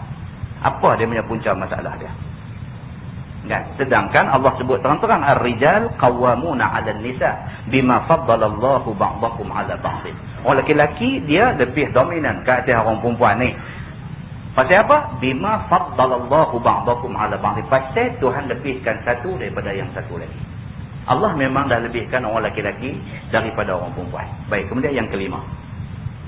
Perkara yang kelima yang boleh menyebabkan halal bala Allah turun apabila adalah derhaka ia akan ibunya. Dalam bahasa hadis dia kata wa'aqqa ummah. Dan apabila derhaka kepada ibu, bala Allah nanti mai. Yang dikatakan derhaka ni jelas, dalam tafsir apa semua jelas. Di antaranya cakap kasar. Anak bercakap kasar kat mak. Dia buat cakap mak dia ni macam dia cakap kat kawan dia. Itulah mak dulu tak mengaji. Dia tu kata begitu. Itu derhaka. Anda pernah dengar hadis tentang Juraij? Macam mana Juraij pergi buat satu pondok nak beribadat kepada Allah. Allah uji dia, hantar mak dia mai duk panggil dia, ya Juraij, ya Juraij. Bila dengar suara mak dia, dia teringat ni aku ni nak terus semayang ke ataupun nak pergi kat mak aku. Dia tak semayang sunat. Dia kata terus semayang lah. Pasal apa? Semayang ni menghadap Allah, tu mak aja dia duk ingat dulu tu. Pasal apa? Dia pun kurang dari segi ilmu. Dari segi ilmu, apabila bertembung yang wajib dengan yang sunat, kena bagi keutamaan pada yang wajib. Menyambut panggilan ibu tu wajib. Semayang sunat ni sunat. Sepatutnya tengah semayang sunat, mak mai monti 3 mak. Tapi dia ni cantik dah nak pergi duduk asin, nak beribadat, nak apa, cantik dah. Tapi ilmu ada lag sikit. Maka dia bagi keutamaan tak kena tempat. Yang akhirnya 3-4 kali mak dia panggil, mak dia kata, ya Allah, dia kata, janganlah engkau matikan Juraij ini, melainkan setelah dia kena fitnah, terpandang muka perempuan pelacur. Mak sudah cakap tak elok macam tu. Allah pun makbul benda ni. Cakap mak ni makbul dan sebagai ujian kepada Juraij. Tak lama lepas itu, satu perempuan jahat duk belah kambing, sudah mengandung. Bila mengandung, orang kampung semua pergi tanya, ni siapa pak budak ni, siapa pak budak ni? Dia kata Juraij. Padahal Juraij tak buat benda tu. Nampak? Dia ada 2 benda. Satu, ujian kepada orang baik. Yang kedua apa? Sebagai hukuman kepada hak tadi dia buat ke mak dia. Benda ni kena jaga. Jadi derhaka ibu ni tak boleh. Yang keenam. Dia kata yang keenamnya, berbuat baik ia akan taulannya. Dalam bahasa hadis dia kata wabarra sadiqah. Wabarra sadiqah maksudnya buat baik kepada kawan. Maksudnya apa juga kawan kata betul semua. Jenis lagu ni. Ada budak-budak, anak-anak muda kita lah ni lah. Kita punya cakap ni tak tahu dia nombor berapa. Kawan dia punya cakap itu yang boleh pakai. Wabarra sadiqah. Kawan kira betul semua. Untuk kawan apa pun sanggup buat. Ni, bila jadi keadaan macam ni. Untuk kawan apa pun sanggup buat. Hormat, sayang, dengar cakap kawan. Dekat kawan ni cukup hormat, bagi keutamaan. Kawan telefon tengah malam pun bangkit pakai baju start motor pergi. Keutamaan tu, hormat kawan, sayang kawan, dengar cakap kawan. Mak pak nak apa semua nanti saya dulu. Saya kira kawan dulu. Bila jadi keadaan macam tu, wabarra sadiqah. Betul kawan ni betul semua, tunggu bala Allah nanti mai. Yang ketujuh, dia kata benci ia akan bapaknya. Dalam bahasa hadis dia kata wajafa abahu. Wajafa abahu. Jafa ni maksudnya tak mesra, kasar, itu maksud jafa. Wajafa abah. Maksudnya dia jadi kasar dengan bapa. Bila anak ni tadi dengan mak dah macam tu, dengan pak ni dia jadi kasar, jadi tengin, jadi tengeng dengan pak tak tahu macam mana. Dia cakap dengan kawan dia, cakap telefon dengan kawan ni gelak. Pak main tegur aja. Pak dia kata, apa cakap lama-lama ni aku tak larat nak bayar bil telefon. Dan muka boleh tukang jadi macam rimau, jadi macam apa. Kaya kat pak dia balik. Payah duduk dalam rumah hang ni. Pakai telefon sikit pun tak boleh. Dia cakap kat pak macam tu. Dia berkasar dengan pak. Bila berlaku keadaan macam ni, pak sudah tak dihormati, pak sudah tak ada sayang kepada pak, tak boleh dengar cakap pak, jauh nak berkorban untuk bapa, maka tunggu bala Allah nanti mai. Itu dia. Kemudian yang ke-8, dia kata terangkat diri atas segala saudara di dalam segala majlis. Yang itu tersilap terjemahan. Hadis kata wartafa'atil aswat fil masajid, itu bahasa hadisnya. Maksudnya angkat sorak-sorak, tempik, qiyah, berkelahi, bergaduh dalam masjid. Masjid sudah menjadi medan pertengkaran. Jokah piu-piu hang kata aku kata hang apa dalam masjid dia jadi lagu tu. Habis. Maksudnya apa? Dia nak abang apabila masjid sudah tidak jadi tempat yang dihormati oleh orang Islam. Dan kemarin satu sahabat duk kerja MAS apa Subang. MAS apa lah KLIA lah. Dulu kerja Subang. Telefon tengah hari kemarin. Allahu Akbar, siapa nak jadi ni, dia kata dekat negeri kita. Kita awak pula. Surau tempat saya duduk, dia kata pagi tadi nak pergi semayang, dia kata pergi tengok pancung kepala tak ada. Dia kata tengok tak ada semua. Dia kata ya Allah, dia kata ustaz, dia kata hang nak buat kerja ni tentu orang Islam. Orang bukan Islam ni takut dengan masjid ni. Orang bukan Islam dan takut dengan masjid. Hak buat kerja ni orang Islam. Dia tak heran. Masjid boleh tak heran, tok imam masjid boleh tak heran, dia tak heran tak apa lah ni. Untuk baca surah abang apa bulan lepas ke apa? Di Greek tu. Baca. Di Greek. Dia kejam bata merah di kepala tok imam, mati orang tua tu. Greek perak keluar dengan surah abang muka depan. Bata merah tu dia kejam kepala tu imam ni. Pasal tu imam pergi tegur dia apa tu idugam apa ke di masjid ke di surau ni. Dia ambil bata dah kemas atas kepala tu imam ni. Tahu Allah ya rahat. Tentu boleh bayang tak apa jenis manusia ni? Apa jenis manusia? Orang Islam. Ini yang Nabi SAW sebut. Pasal apa? Pasal tak ada hormat. Tidak ada rasa hormat pada masjid. Tuan-tuan, kalau kita kaji semua hadis, kita akan jumpa Nabi SAW pernah Nabi di masjid ni, sahabat main cakap-cakap bau, mulut sahabat ni bau, Nabi suruh keluar. Nabi kata kat dia, kamu keluar, kamu pergi dekat bakar tu, kamu pergi di sana, kamu basuh mulut kamu main balik sini. Sahabat main masjid semayang, main cakap dengan Nabi, cakap-cakap Nabi bau, bad smell, busuk bau daripada mulut dia.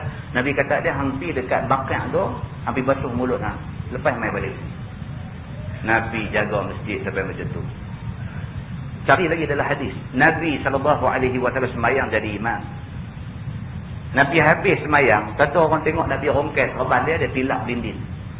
Rupa-rupanya di dinding tu ada kesan, ada orang ludah di dinding tu, lekat kesan ayat liang tu. Nabi rongkes reban dia, Nabi tilap. Tak ada cakap apa, tak ada marah kat siapa, tak ada nak tuduh siapa, tak ada. Nabi rongkes tilap. Yang ni dalam bahasa dakwah tuan-tuan, dia kata lisanul hal. Lisanul hal maksudnya keadaan, perbuatan Nabi tu cukup understood, orang faham dah.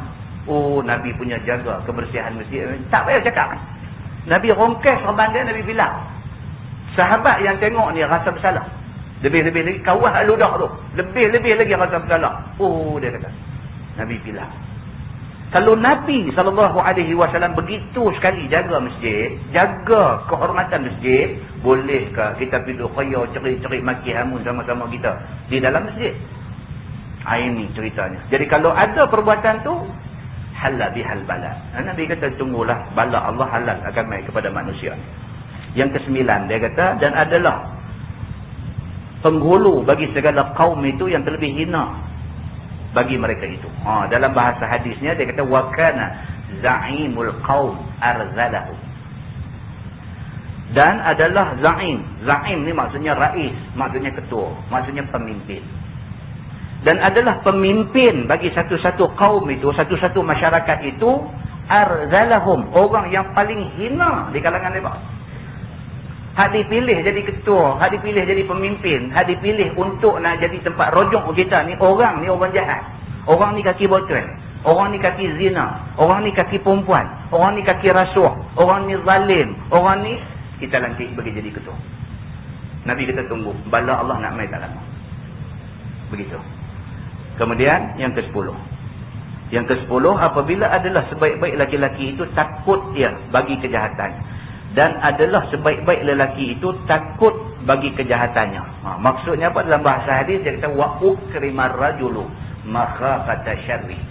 Apabila satu orang laki-laki itu, orang pakai respect dia, orang pakai muliakan dia, orang pakai hormat dia, makhafata syarri, kerana takut dia jahat. Dia ni satu gangster, satu samsing, satu orang jahat dalam kampung. Kalau kita tak tunjuk kita hormat dia, dia buat kita. Kerana tu pakat pergi hormat dia. Apabila berlaku keadaan ni, bala Tuhan mai. Patutnya hak jahat tu anggota masyarakat ajak dia.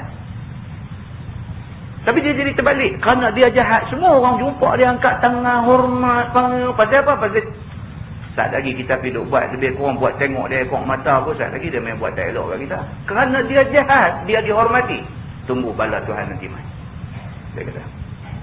Yang ke-11. Yang ke-11 dia kata diminum segala arak.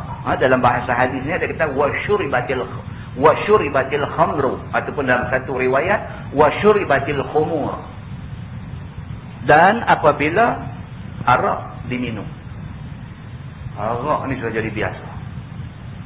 Nampak muka Islam cantik, janggut pun satu punya cantik, duk ada duk trim hari-hari apa semua, sekali tertampak tengok duk kena botol.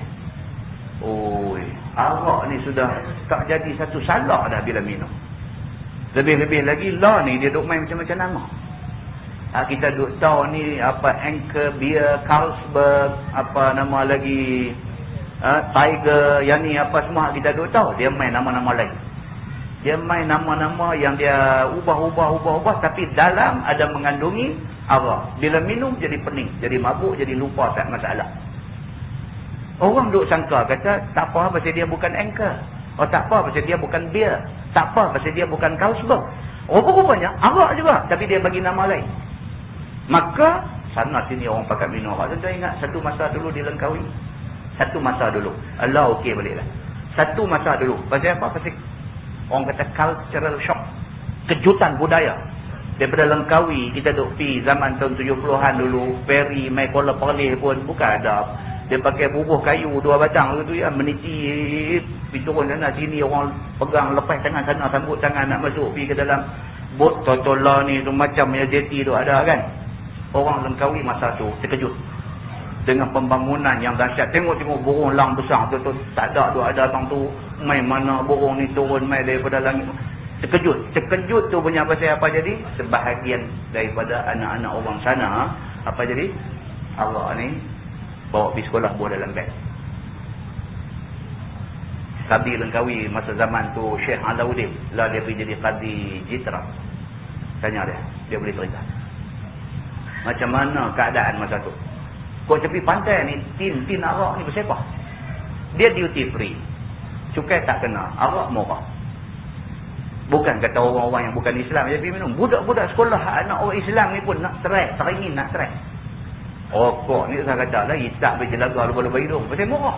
Tak torah nak buat isap 3 puntung sekali isap. Tak torah, pasal murah. Apa sudah jadi? Dia rosak.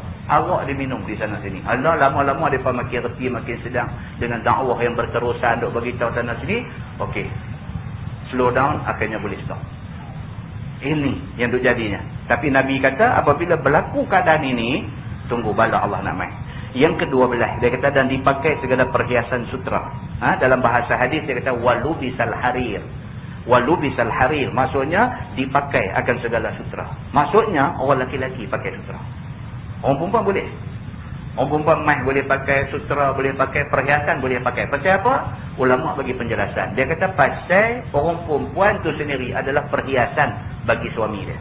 Oleh kerana orang perempuan tu sendiri perhiasan bagi suami dia, maka dia boleh pakai barang perhiasan. Kerana dia tu sendiri perhiasan bagi suami. Tapi orang lelaki tak boleh. Nabi kata siapa yang di atas dunia ni minum arak, siapa di atas dunia ni pakai mic, maka di hari akhirat esok dia tidak akan dapat minum arak syurga, dia tidak akan dapat pakai mic syurga, dan dia tidak akan dapat pakai sutra syurga. Mana di sana esok pun ada jauh lebih baik daripada mic, daripada sutra, daripada arak yang ada di atas dunia ni. Tapi siapa dah buat benda ni di atas dunia, orang lelaki yang dah buat benda ni di atas dunia, sana tak dapat. Maka sutera ni macam-macam. Kalau tuan-tuan buka dalam Bahrul Madi, dia ada huraian panjang tentang bab ni. Dia main akhir zaman ni orang mula cakap pandai. Dia kata apa? Tak apa. Dia kata sutera kalau campur tak apa. Dia main macam tu. Sutera ni dia kata kalau sikit tak apa. Sutera ni kalau orang lelaki-lelaki nak buat sapu tangan, nak buat necktie, sutera tak apa. Siapa kata tak apa? Siapa yang kata tak apa? Nabi tak kata tak apa. Nabi kata walubisal harir, dan apabila sutera itu dipakai. Sikit ke banyak ke apa, Nabi tak sebut. Nabi kata apabila sutera tu orang lelaki-lelaki pakai, itu salah. Kita ni piduk pelonggak, benar-benar ni piduk pelonggak. Dia kata tak apa, kalau campur ni tak apa. Siapa kata tak apa? Ini masalah dia. Tapi orang akhir zaman dia duk bagi lus, benar-benar macam ni. Baik. Kemudian yang ke-13. Yang ke-13 dia kata, dan mengambil oleh kaum itu akan hamba perempuan bernyanyi-nyanyi. Dan bahasa hadis dia kata wattukhizatil qainat. Wattukhizatil qainat, diambil ataupun disanjung penyanyi-penyanyi wanita. Oh, penyanyi wanita ni habis. Satu sahabat pula telefon, dia kata, Ustaz, saya tak tahu fikir lah Ustaz. Saya ni jadi AJK Persatuan Islam di tempat kerja saya. Dia kata saya kerja di satu Kelang. Saya AJK Persatuan Islam. Saya nak anjur ceramah agama, pergi jumpa dengan personal manager apa ni, human resource manager apa semua ni, pergi jumpa. Nak panggil ceramah agama. Dia tanya mula sekali Ustaz, dia tanya apa? Dia kata ni hampa nak panggil ni semua ustaz-ustaz ni mai, hampa ada duit kan nak bayar? Nak panggil ceramah agama Ustaz, kita pun tak berniat nak minta duit daripada dia. Dia jawab begitu, hampa ada duit kan nak bayar? Ustaz, dia kata baru-baru ni panggil penyanyi perempuan mai, depa bayar 15,000 Ustaz. Mai 2 jam menari meloncat gelek sana gelek sini semua 15,000 rembiang balik. Tak ada apa-apa. Demikianlah nilai depa pada hari ini, dan demikianlah nilai ajaran agama pada hari ini. Macam tu. Nabi SAW kata apa? Wattukhizatil qainat, apabila penyanyi-penyanyi wanita ni disanjung, diambil dan disanjung tinggi, tunggu bala Allah nanti. Baik. Kemudian yang ke-13, dia kata, dan mengambil oleh kaum itu dan bermain-main dia akan segala alat permainan seperti raih dan kecapi dan biola dan seronai dan barang sebagainya. Maksudnya alat muzik. Apabila alat muzik menjadi alat yang disanjung tinggi. Tentang alat muzik ni tuan-tuan, dia tidak ada hadis yang terang-terang sahih yang mengatakan alat muzik apa boleh, apa tak boleh, tak ada. Cuma ulama, even Dr. Yusuf Al-Qardawi sendiri, fatwa dia tentang muzik ni, dia kata apa? Dia kata muzik ni selagi mana tidak melalaikan, maka diharuskan. Tapi ada pun muzik yang membawa kepada sampai jadi lalai, sampai tak tahu kepala ekor ujung pangkai, laki-laki perempuan dan sebagainya, yang ni tetap diharamkan. Apa nama sahibus samahah, Datuk Mufti Negeri Perak, Datuk Haji Harusani, baru ni ada dia tegur tentang konsert yang dia buat di seluruh negara lah ni. Dia tegur baru ni. Dia buat contoh yang buat di Perak. Dia tanggung cakap negeri lain. Dia kata, pasal dia bertanggungjawab di Perak, maka dia nak tegur jadi di Perak. Keesokan harinya, dia kata dia dapat laporan daripada pihak apa nama bandaran yang duduk cuci tempat tu. Dia kata dia jumpa kondom-kondom yang sudah dipakai ni beratus-ratus keping. Jadi dia tegur benda ni. Dia direct bagi teguran benda ni. Dia kata kepada pihak berkuasa, dia kata jangan buat benda-benda macam ni. Kalau buat juga bertanggungjawab di depan Allah. Dia cakap benda ni, dia cakap pasal apa? Inilah benda dia. Terlampau sangat. Ni yang kata dia nak bawa pergi kepada haram, kepada berdosa ni. Yang ke-15, dia kata wala'ana akhiru hadhihi al-ummah awwalaha, dan telah melaknat akan kesalahan umat ini oleh awalnya. Dia kata maksudnya apa? Umat hari ini duk cercah umat-umat dulu. Dia tak puas hati. Tak puas hati dengan Imam Nawawi, duk tak puas hati dengan Imam Syafi'i, duk tak puas hati dengan hang siapa? Tak puas hati. Komplain macam-macam. Bukan sahaja kepada umat-umat dulu yang terdiri daripada ulama-ulama ni saja. Dia sampai ke puncak dia berani mengecam Nabi SAW. Pasal Nabi pun umat sebelum dia. Dia Nabi sebelum daripada zaman dia ada. 1400 tahun dulu Nabi ada. Dia kecam Nabi. Mulalah bercakap merepek macam-macam. Dia kata apa ni, duk sama-sama apa ni, anjing, babi apa semua. Duk sama ngayak tanah dengan ayak apa sampai 7 kali. Zaman tu dia kata sabun fab, sabun beris tak ada, kelorong-kelorong tak ada. Itu pasal kena buat lagu tu. Lah kita dah ada deterjen ni, dah ada sabun-sabun yang bersifat tajam ni, tak payah dah. Dia kata duk sama. Dia cakap lagu tu. Ada dah orang berani cakap lagu tu, ada dah. Dia kata apa tu kira janggut sunnah Nabi apa? Dia kata zaman tu tak ada pisau cukur. Pasal tu yang zaman tu bukan Nabi, semua orang pun rambut janggut panjang. Dia kata pasal nak cukur tak boleh. Dia bercakap lagu tu. Salah. Cakap-cakap yang macam ni semuanya salah. Tapi Nabi kata wala'ana akhiru hadhihi al-ummah awwalaha. Dia akan berlaku di mana umat akhir zaman ni dia berani mencerca dan mengecam orang-orang dulu zaman Nabi dan sahabat Nabi dan ulama-ulama selepas daripada zaman sahabat Nabi. Dia kecam.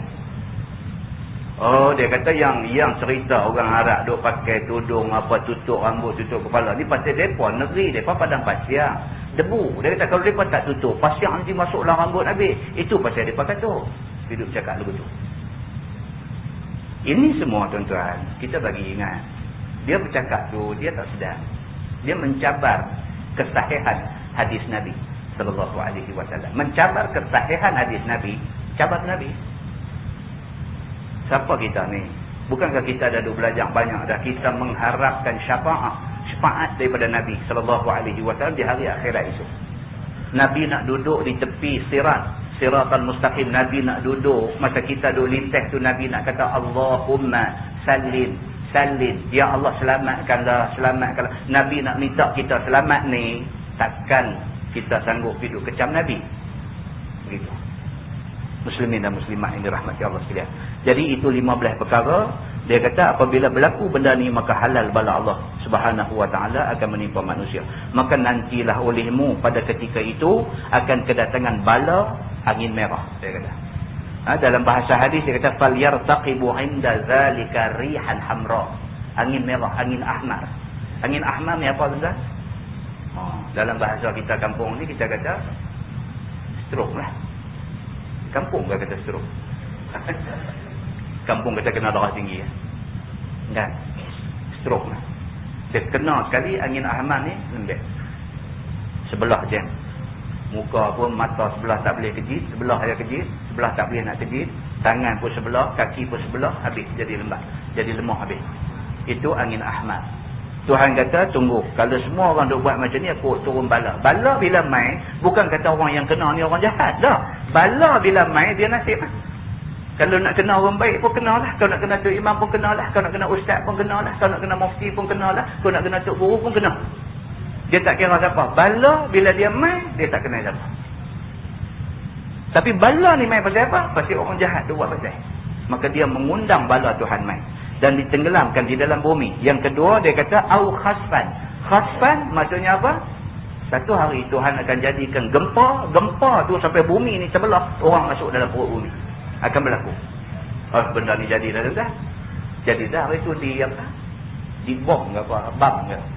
Di Iran dia apa nak kata ni, kena habis bumi duk tak duk bergoncang, terbelah, jatuh pindah rumah dengan kereta dengan orang terlepas masuk dalam, habis mati sampai ke sudah tak jumpa mayat pun ada. Begitu dia kata. Ataupun au maskha, ataupun diubah rupa manusia seperti rupa anjing dan babi dan barang sebagainya. Dan Tuhan juga boleh buat macam mana Tuhan buat kepada umat Bani Israel dulu. Tuhan ubah mereka jadi rupa babi. Qiradatan wal khanazir. Dalam Quran kata dia jadi qiradah. Qirdun ni makna dia kera. Khinzir, khanazir jamak kepada khinzir, maksudnya babi. Tuhan ubah bagi jadi kera dan bagi jadi babi. Tuhan pernah buat benda ni. Dan Nabi SAW bagi amaran, tidak mustahil untuk Tuhan mengulangi benda yang Tuhan biasa buat kepada umat satu masa dulu. Tuan-tuan dan puan-puan, muslimin dan muslimat yang dirahmati Allah sekalian, kita lihat yang kita mengaji ni tuan-tuan,